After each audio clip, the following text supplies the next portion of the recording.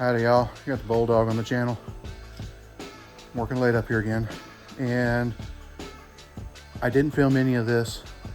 It's not been a great day, but I was able to go right straight to this problem, so I will bring you along for my method. What we got is a 2014 Chevy Impala. It's got the, I think, 3.6 engine, direct fuel injection, the high pressure fuel injection. And the way it's designed, it's not fun. Computer threw a code of the injector number 3 circuit problem. And I thought, oh, well, it had a bunch of codes in it, and that was one of them. Maybe it was a glitch or something. I cleared all the codes out because it was running on all 6 at the moment. I cleared all the codes out and told her, see how long it goes. It'll set codes again. We'll see what comes back. Well, it wasn't, but a couple hours later, she called me. It went to running really bad and it set the light again. All right. Well, what we did, she was afraid to drive it because it was shaking so much. And so I went and got it, brought it home on a trailer. But I checked the code again, and it was just, I think it was just the injector balance and a P 303, which is a number 3 misfire. So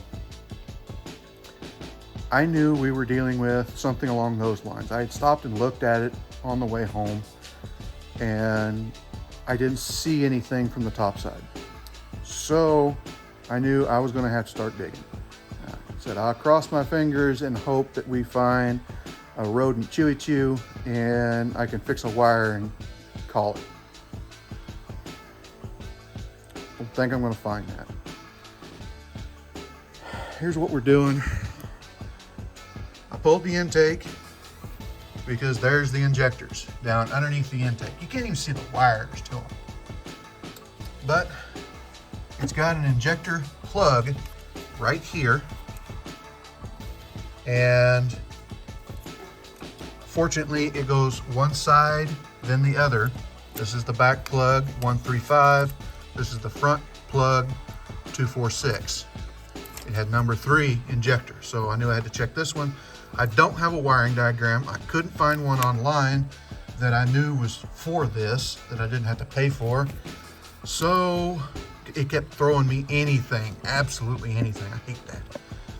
I looked at the wire colors and, oh, you know, looky there, there's 2 light greens and 1 dark green. And then 1 dark green. And then 2 brown wires. So I assumed that we got injector, power, and ground. Injector, power, and ground. Injector, power, and ground. So we're going to test this. I'm sure there's little adapters you can buy that makes this easier. I don't have them. But anyway, you got to reach down inside this plug and touch one connector and then the other at the same time. So use one hand to hold it, one hand to hold one hand to hold the other. There we go. We got 2.2 ohms on one of the injectors. I don't know which one it is. It doesn't matter. And we'll go for another one. That's 2.2 ohms on another injector. And for the last one.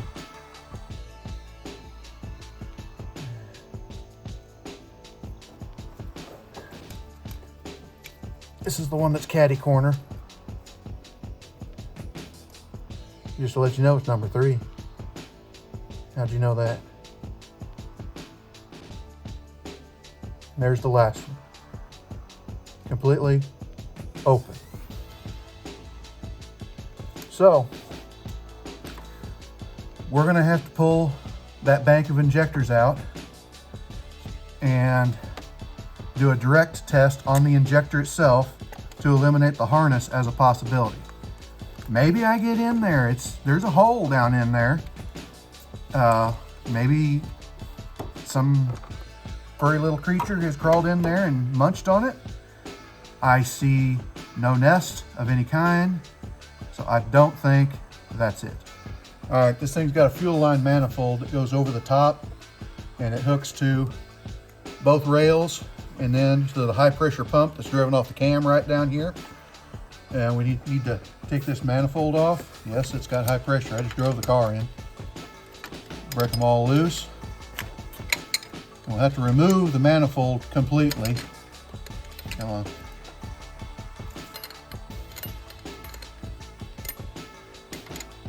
There we go.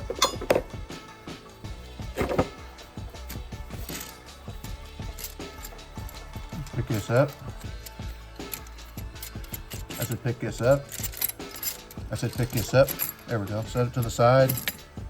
Don't lose it. Now this is zip tied to the deal. We'll pull out these bolts and then pop the rail up through this gap. I hope it fits. I've never had one out.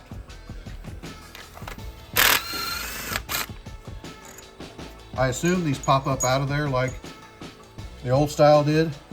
Ooh.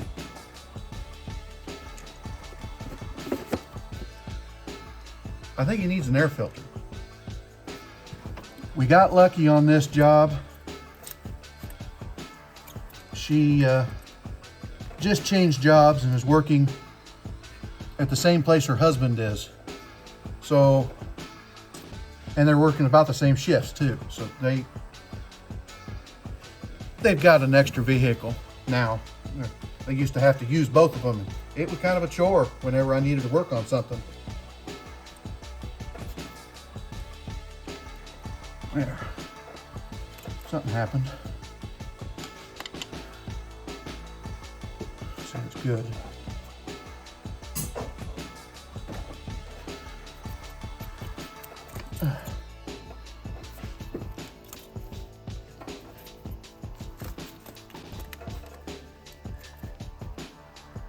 Now, are you kidding me? What the?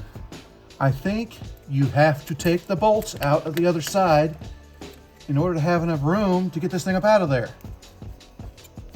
It's that close.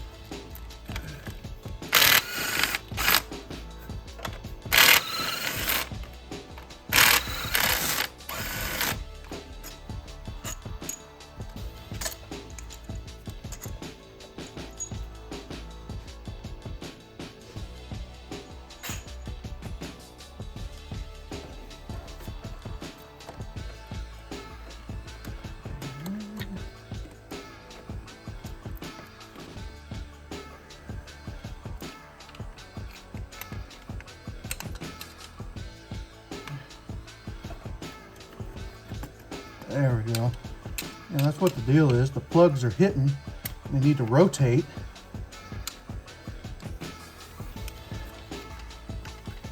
You got to be careful about some stuff. You can see that this needs to happen, but yeah, but it might break it.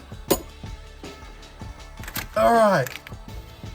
Number 3 was the one that was bad, so we'll unplug it. So we'll unplug it. There we go. We're going to take a direct reading off of the injector itself.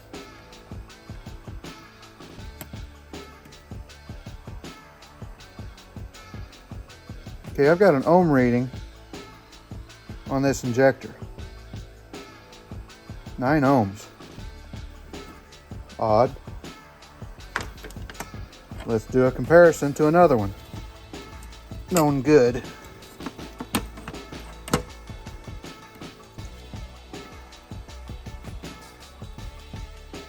2.2.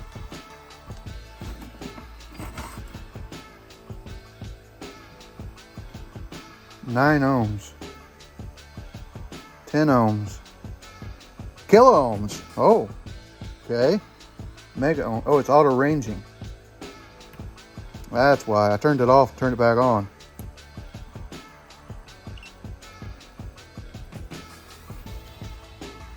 Yeah, it's reading open as an ohm. So we are looking at A bad injector. Okay, we have a bad injector. I will source an injector, intake manifold gasket, and whatever else I might need. Oh, air filter, and whatever else I might need to do the job. Okay, we've got a new injector that the customer came and picked up. Hopefully it's the right one.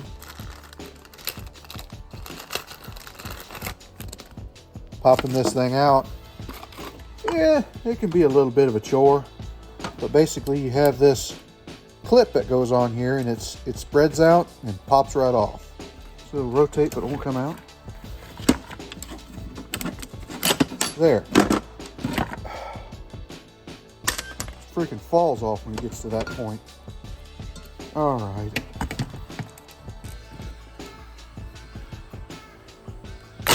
Oh. Now.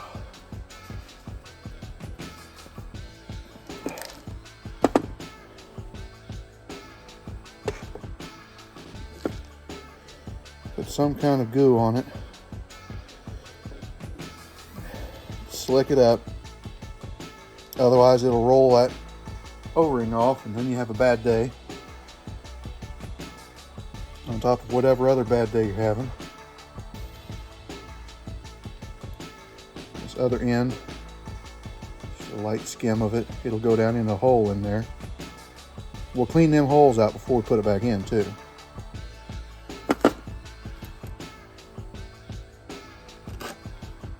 That's the wrong one.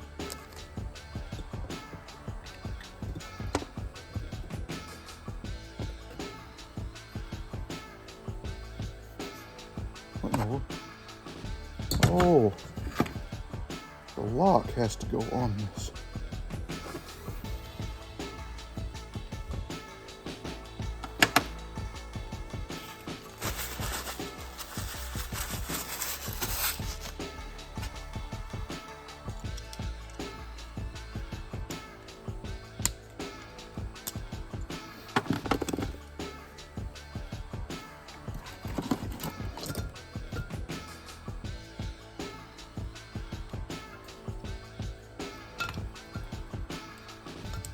Going to be sideways like that.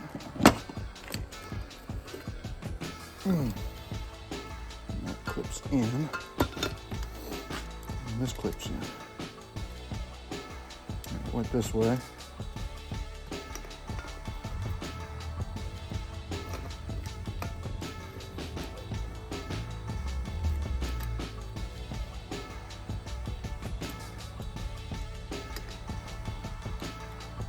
This thing is just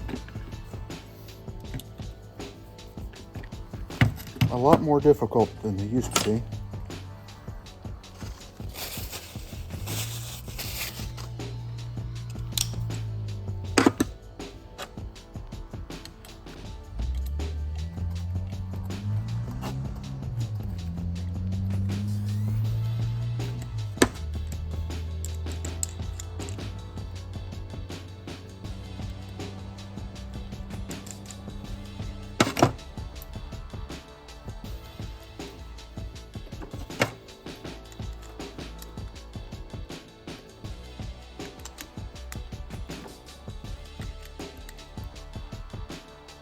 Wow, that thing is tight.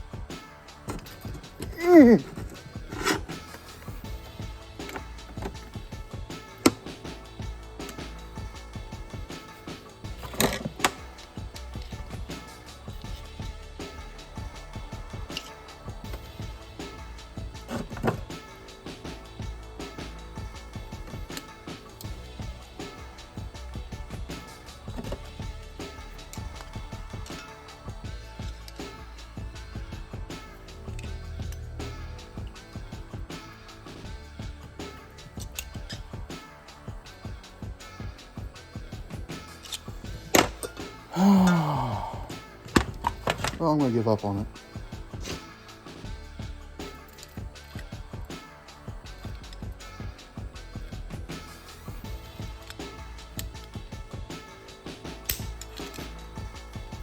One clip.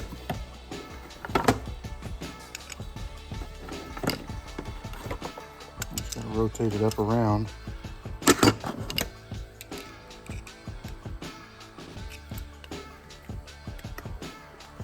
Very carefully. It does not like to maneuver. Click. All right, we're ready to put this back in. All right, now we're ready for reassembly, and hopefully this thing goes back down in there easier than it came out.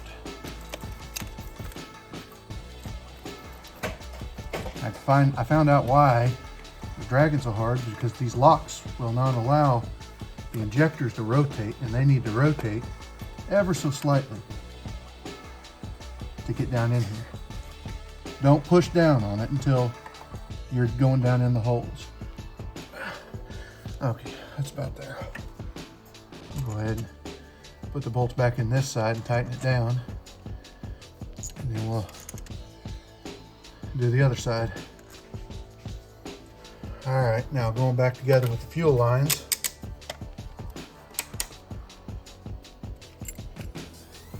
Don't just crank them down. Get every one of them started, because it's going to be a little bit different than what it was. Get it started. Get it started. Now, run them all the way down by hand.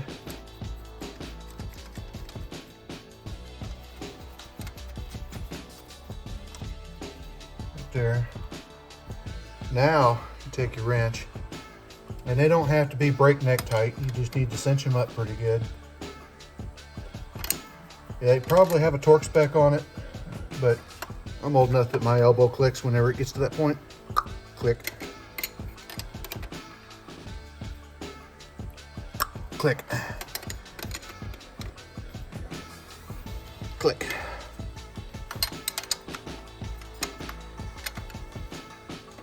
Click.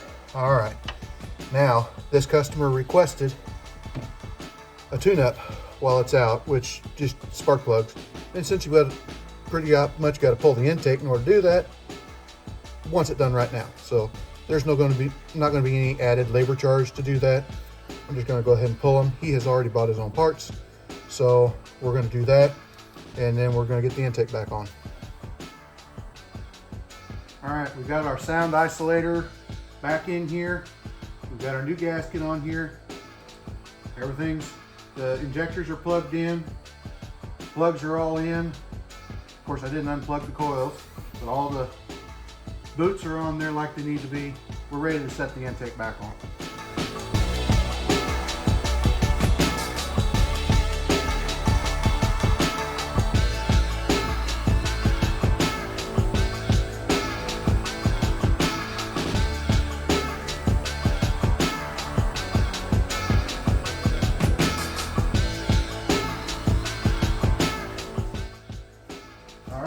First start, I'm going to crank a little bit because we don't have any fuel in it.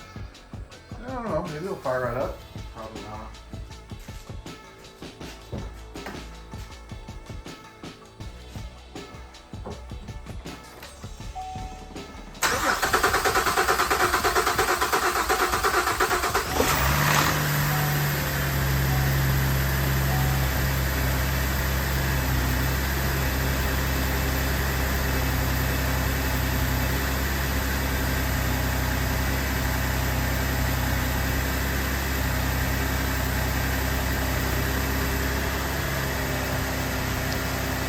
We're working all the air out of it now. That's not a return system, so the only way the air can work its way out of it is through the injectors. All right, she's purring right along now. Let's see if we can take it out for a test drive. All right, we're back from a little test drive. I didn't go very far with it because the gas gauge is saying it's just about enough. So, but it runs great. No codes. I think we're good to go. So that was the fuel injector on a 3.6 Chevy motor. It's worse than what it was, but still not terrible. You know, it can be done with all hand tools. So, like, comment, subscribe, hit your little bell notification, share it all around. We'll talk to you later.